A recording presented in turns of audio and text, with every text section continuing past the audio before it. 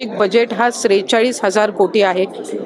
आम्ही ज्या वेळेला ही योजना प्रस्तावित केलेली होती त्यावेळेला राज्यातील 2.5 कोटी महिला माझ्या माता भगिनींना या योजनेअंतर्गत लाभ मिळेल असा प्राथमिक हा आमचा अंदाज निश्चितपणाने होता। आज तगत आमच्याकडे 1,40,00,000 पेक्षा जास्ती अर्ज हे प्राप्त झालेले आहेत विभागाकडे आणि ज्या स्थानिक सगळ्या शासकीय यंत्रणा आहेत यांनी त्याची स्क्रुटिनी छाननी सुद्धा सुरू केलेली आहे। त्याच्यामुळे ती छाननीची प्रक्रिया सुद्धा पुढच्या 8-10 दिवसातच पूर्ण होणार आहे। कारण आम्हाला रक्षाबंधनच्या पूर्वसंध्येला पहिला जो त्या ठिकाणी लाभ आहे तो सन्मान निधी त्या माता भगिनींच्या अकाउंटला डायरेक्ट डीबीटी हा करायचा आहे। माझे आपल्या माध्यमातून राज्यातील सर्व माता भगिनींना मला आश्वासित करायचे की याला लागणारी संपूर्ण तरतूद ही राज्य सरकारने केलेली आहे। अर्थ विभागाने या संदर्भामध्ये कुठलाही कधीही आक्षेप घेतलेला नाही। पहिल्या टप्प्यामध्ये लागणारा जो निधी आहे साधारणपणे या वर्षाला लागणारा जो निधी आहे याची तरतूद ही अर्थ विभागाने निश्चितपणाने केलेली आहे। त्यामुळे कुठल्याही पद्धतीची चिंता नसावी। या उलट मी आपल्या माध्यमातून सांगेन की आम्ही ज्या वेळेला विभाग म्हणून ही योजना प्रस्तावित केलेली होती त्यावेळेला आम्ही 21 ते 60 हा वयोगट प्रस्तावित केला होता।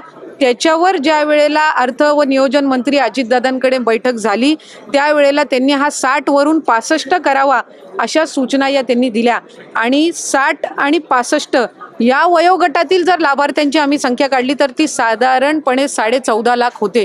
त्याच्यामुळे उलट त्यांच्या सूचनेनुसार 14.5 लाख लाभार्थ्यांची संख्या वाढली, ती कमी झालेली नाही आणि कुठलाही आक्षेप कधी घेतला गेलेला नाही। जी तरतूद केली जावी ती निश्चितपणाने केली गेलेली आहे। आरोप करतायत की या योजनेमुळे इतर सगळ्या योजना बंद पडतील, शेतकऱ्यांना कर्जमाफी द्यायची ती पण केवळ या योजनेच्या प्रसिद्धीमुळे किंवा या योजनेसाठी सरकार इतर योजनांकडे डोळे झाकतं। जर खऱ्या अर्थानं विरोधकांना शेतकऱ्यांना कर्जमाफी द्यायची इच्छा असती तर ती त्यांनी त्यांच्या पदाच्या कार्यकाळामध्ये पण दिली असती। आज मुख्यमंत्री माझी लाडकी बहीण योजना असेल, आज मुख्यमंत्री अन्नपूर्णा योजना असेल, युवा प्रशिक्षण योजना असेल किंवा आज शेतकऱ्यांना जी वीज सवलत मिळणार आहे किंवा त्यांना ज्या इतर पीक विमा योजना आहे 1 रुपयामध्ये पीक विमा याला सुद्धा उदंड असा प्रतिसाद मिळत आहे। त्याच्यामुळे आत्तापर्यंत कुणीही आपण सांगावं की या योजनेमुळे आधीच्या कुठल्या योजना बंद करण्यात आलेल्या आहे असं एकही उदाहरण विरोधकांना देता येणार नाही। संजय गांधी निराधार योजना असेल, तुमची वयोश्री योजना असेल, ह्या सगळ्या आधीसारख्या कार्यरत आहेत। त्याच्यामुळे कुठलीही प्रचलित योजना किंवा चालू असणारी योजना बंद करून ही योजना राबवण्यात आलेली नाहीये।